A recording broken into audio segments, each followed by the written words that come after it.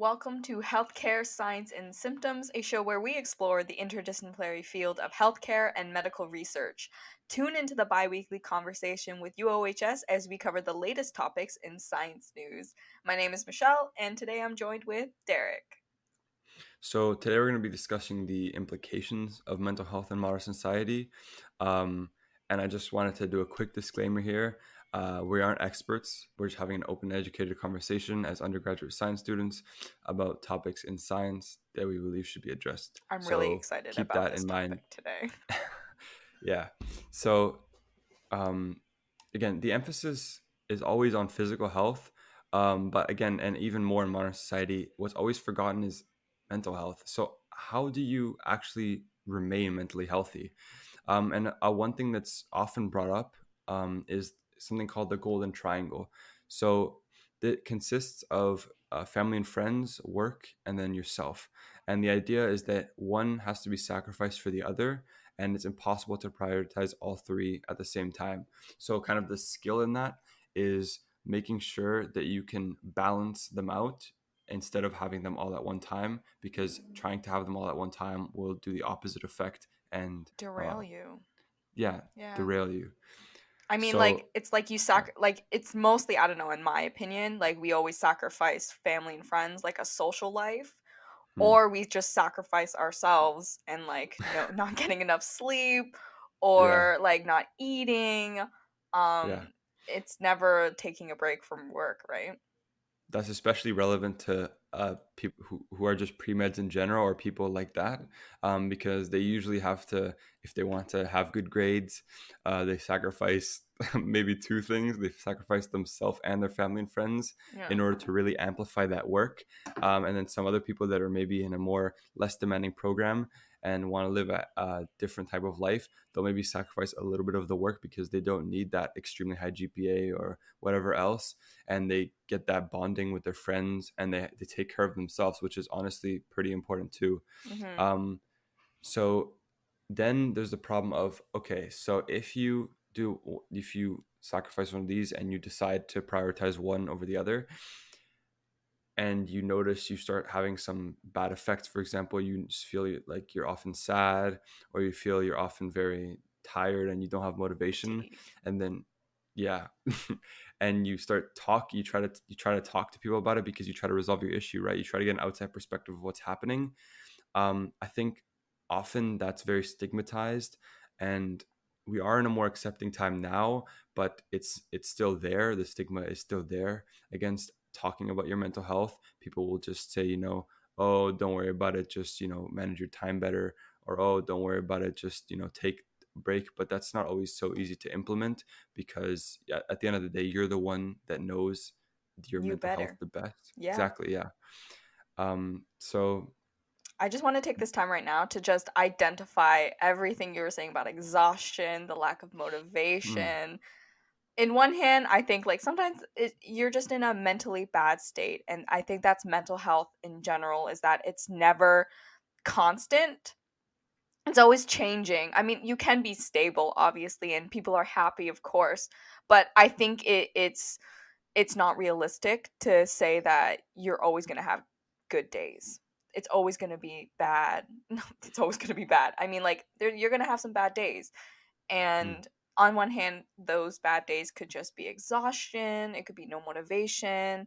But also those symptoms are of burnout as well. I think I just want to name that right there and then. We'll talk more yeah, about that later. But about the stigmatism yeah. about mental health is that I think there social media helps or it Mm. doesn't. Or it doesn't, yeah. I don't know.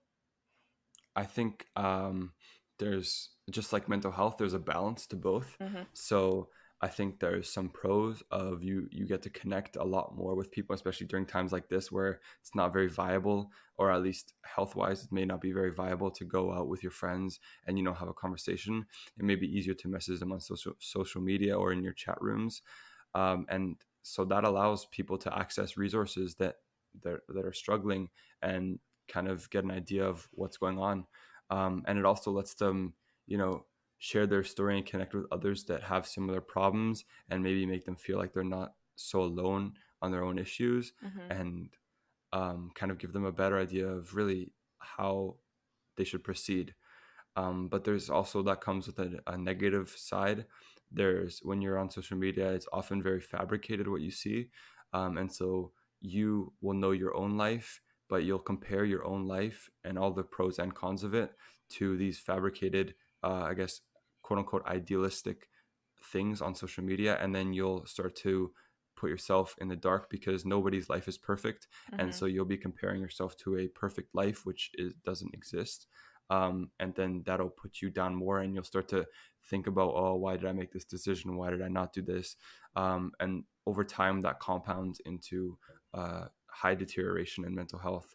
And it also gives you the idea of you're thinking and you seeing all these people like, wow, these guys are all perfect, man.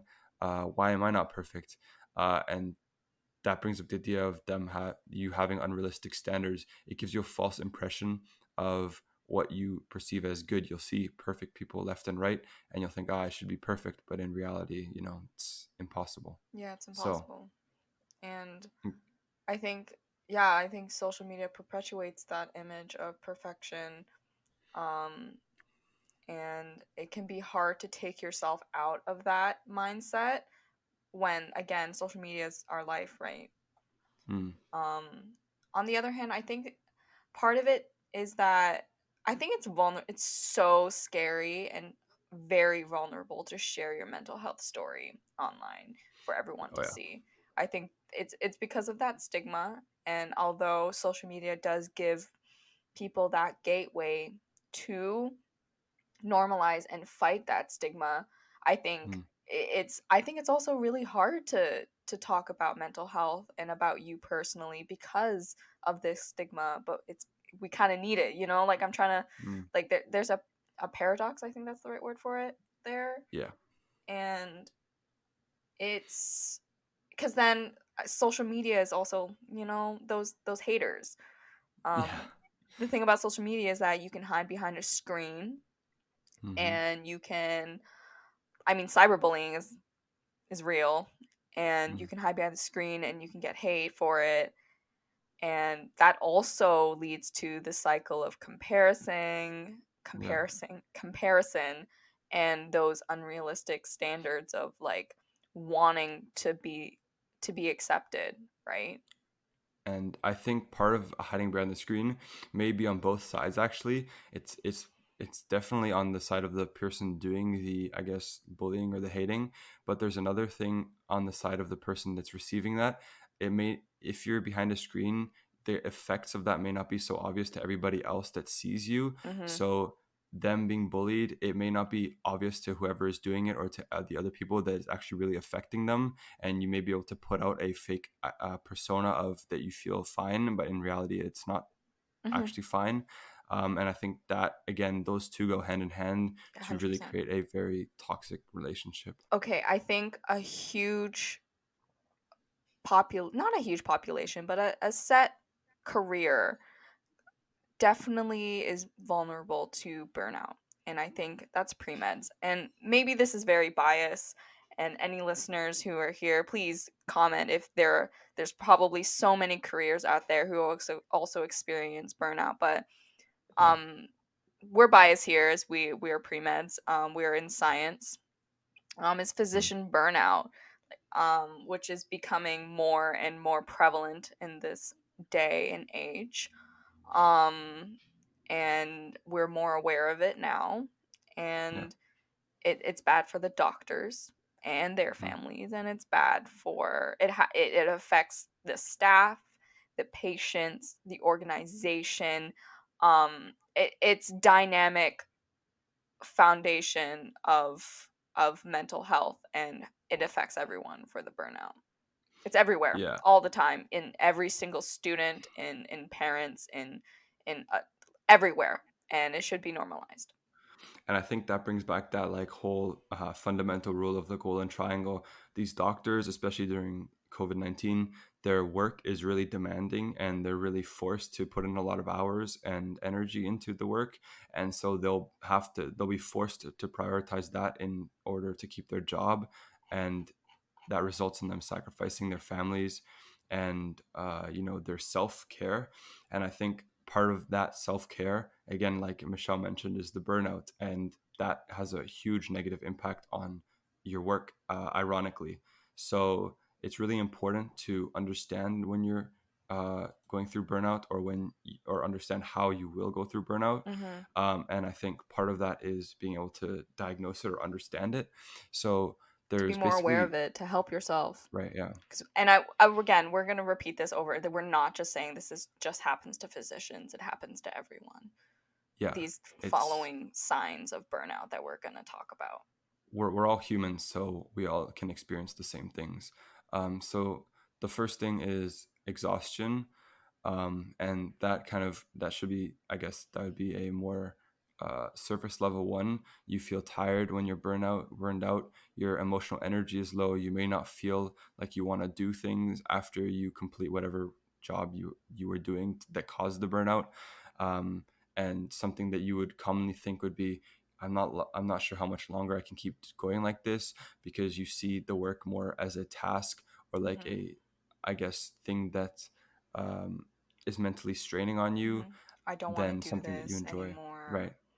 And that can be your subconscious actually telling you, like, this is something that is not good for you, and your mental health is suffering as a result. Mm-hmm. And it builds And then, up. It's not like a on-off switch. It doesn't just happen, yeah, right? It's a buildup of constant working and not taking enough breaks, or not taking breaks at all.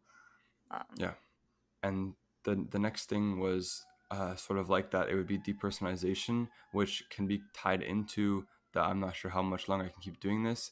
Um, because you may start to alter how you act in order to compensate for the huge workload on you, or the huge amount of pressure on you, and the exhaustion of your like mental state. So commonly it would be signaled by cynicism, sarcasm, and basically the need to vent, I guess, specifically for physicians, about your patients or your job. And that's kind of a normal mental response. You would complain in order to, give reason or give justification to this huge amount of work being put on you. And that, another word for that would be called compassion fatigue. And I think at this point in burnout, you would just not be emotionally available to your patients, which would have big problems, like we mentioned before, mm-hmm. on your job and the career and the And your organization. care that you Um, give. yeah, and that's a pretty big problem. Mm-hmm. And then that, like we I mentioned, this whole thing, yeah, Yeah, I think just to make this more general too, I can see that depersonalization, that compassion fatigue. You see that with your friends too. You're just not emotionally available for your friends. You're just your energy is just so low that you can't sympathize with them, or you snap at your family even. mm, Just to like generalize that too, not just for physicians. yeah, And I feel like there's a part of it where you're not compassionate with yourself too. And mm, um I could see it as more of a, as well, like you're cynical to yourself. mm. You're more demanding to yourself, and that can also just perpetuate that burnout too. Yeah, and I kind of can tie this into something that I sort of experienced last year. So my first year of undergrad, uh, during towards the exam season, when there was a lot of focus on, just rigorously working every day and studying for your exams, I Hmm. started to notice that, like, my kind of lifestyle changed a little bit, and the way I sort of acted changed a little bit. And I realized that I would kind of act in a more like, um, not predictable way, but a more shallow way, and I wouldn't have as much connection to things as I would usually have. And I think part of that is just this huge amount of work that I would be forced to do in order to maintain whatever grades I wanted. Um, and then I think that kind of spills over into your personality, and you don't want to think too much into something that is not related to this work, because you feel like that may be a bad use of time or something like that. And that, again, ties into lack of efficacy, which is the doubt and the kind of questioning of the meaning and quality of your work. So for personally, I was thinking like, what's the advantage that I'm getting here by, spending this many hours inside, and is it really worth it? The amount of stuff that I'm sacrificing. So in the physician's perspective, it would be like, what's the use? My work doesn't really serve a purpose to me anyways. There's not really a point to it. Mm-hmm. And that's a really dangerous mindset to have, because it's basically taking out every single emotional uh, thoughts or emotional logical process that you have towards your work, and you're just thinking about it from the very narrow mindset of your I guess the narrow mindset comes from you losing all the other abilities of expression because of the burnout, but that comes from you having a very specified point of view because all your others have been kind of used and burned out. Um, and Yeah. You're like, you'll yeah, make and mistakes. right, yeah, Um, like exactly. things aren't looking up. Um, there's like a never ending kind of like, you can't see the light of Hmm. what your work means, right? And Yeah, as a doctor anyway, I think it's a hard job for sure. I think it's very demanding, and when you get into that mindset, that's dangerous, especially with yeah, all the other, like the two other, exhaustion and depersonalization together.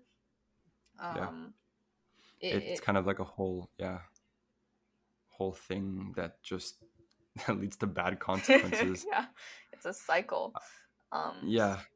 and S- we're there's another thing too, I think, that mm, kind of adds on this pressure that leads to yeah. burnout, is the hustle culture, right? It's Hmm. that pro productivity of always needing something to do, always having to work, not giving yourself a break.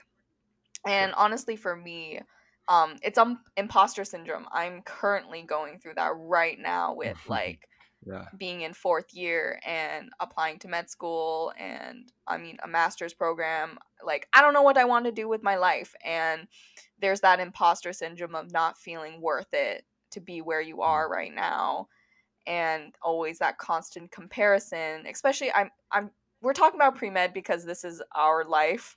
But there's mm, always that constant comparison between other pre-med students, right? Who may or yeah. may not be your friends or your classmates or your peers. So you just get low self esteem because it's like, oh, is my resume not that good enough? Am I not getting enough experience? It literally feeling like an imposter in your own like program, in your own life, and your own goals, even though it's like, I'm telling this to all you guys listening, is that you've done all the hard work, and you should be so proud of yourself for that. And there, like, you've done it and you've been doing it, and you should feel worth it. But we all fall Yeah. victim to this imposter syndrome, and takes work, it takes energy to get yourself out of it, because we live Hmm. in a society of like hustle and pro productivity. And Mm, then preventing burnout is a thing, and maintaining our mental health is a thing, and there's so much on our plate. And um yeah. And yeah. I think partly something that leads to that burnout, like you mentioned, is just this constant idea of working. And to you, if you have a bunch of work to do, it may seem more appetizing, to just spend 10 hours one day doing the work. And then you're like, wow, I really progressed in the work. But tomorrow I'll have to put the same amount of time in. But, I'll be progressing at a faster rate than I usually would.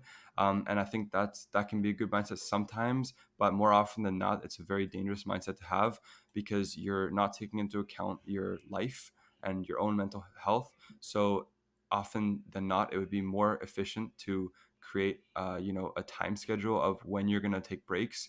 And maybe instead of 10 hours per day, you maybe work 8 hours or 7 hours or It's or okay to less. take a break. It's Yeah. okay not to work 10 hours. Yeah. It's okay to sleep in. Yeah. And then you take these breaks, and you'll notice that your overall quality of work or just life will really Motivation. improve in general. Yeah. Yeah, it's the whole idea Efficiency. of exactly, yeah, efficiency. It's the whole idea of, if you run 30 minutes per day, you'll start to really feel huge improvements in your quality of life. It's like these little times that have a very profound impact on the overall. life that you live. Mhm. So like I said, yeah, doing breaks and having breaks and incorporating those into your schedule is extremely important, Giving which yourself ties time to into doing, eat. yeah, well, yeah, which ties into time management at the end of it. It's really how you schedule and how you structure your routine and how you stick to it, most importantly. Mhm. Um, And that's the, harder. It's the, I easier said than guess, done. yeah, oh yeah, yeah, for sure. It's not an easy task at all. But if you can manage to do it, it's very beneficial and Mhm. it'll really, really improve your quality of life. Um, How do you and give then, yourself breaks, Derek? How do you well, de-stress?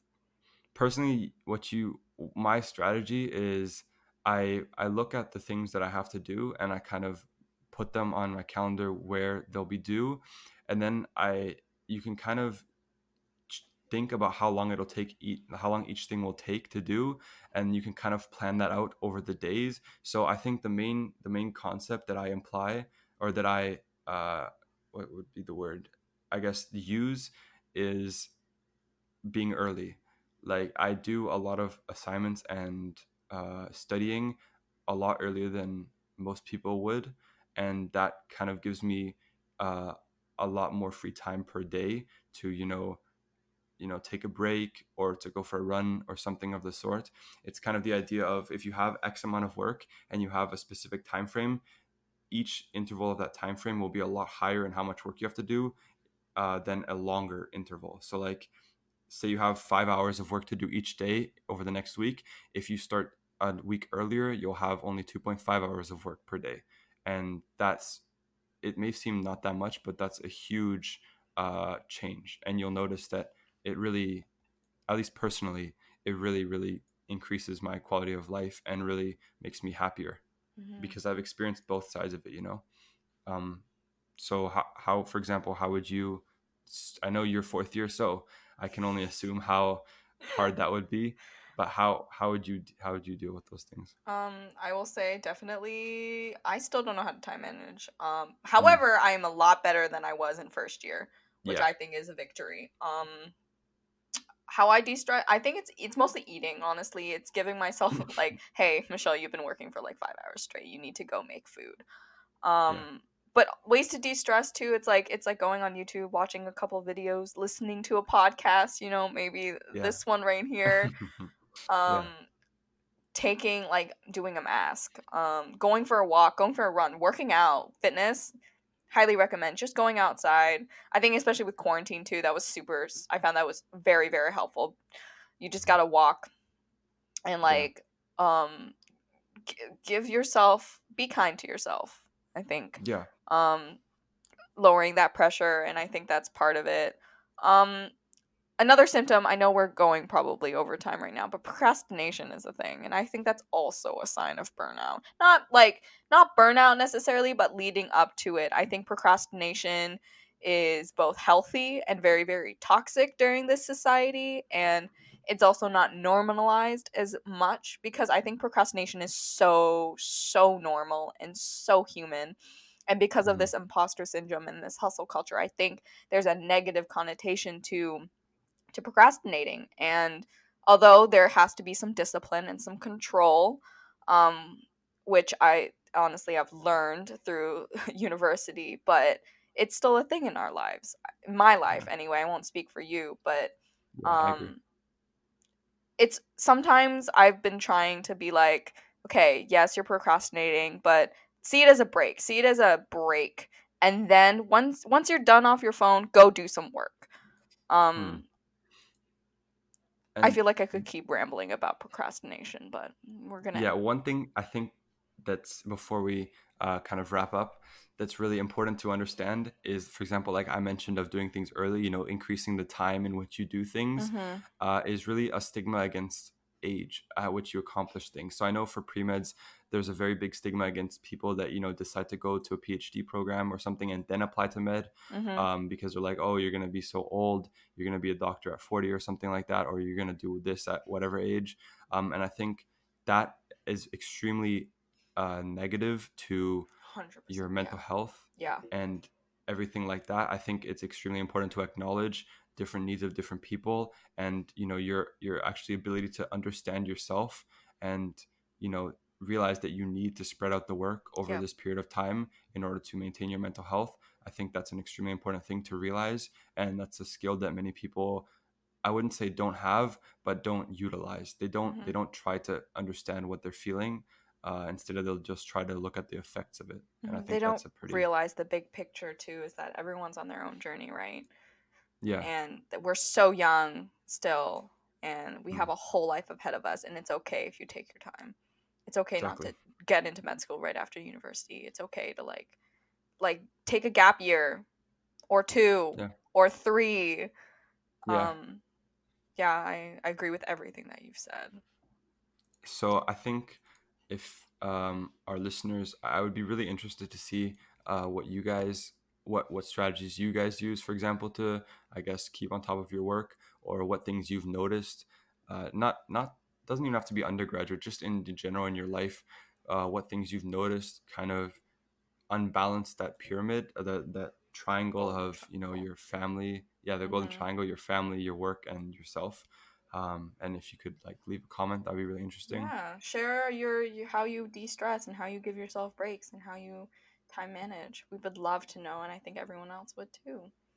And remember to favorite our podcast by leaving a review on Apple Podcasts or wherever you listen to it. And make sure to go to our website to subscribe to our blog, which is where all of these podcasts are based off. Hmm. And stay tuned for next week's episode, where we talk about the rise in COVID-19 cases in Canada. Thanks for listening to Healthcare, Science, and Symptoms.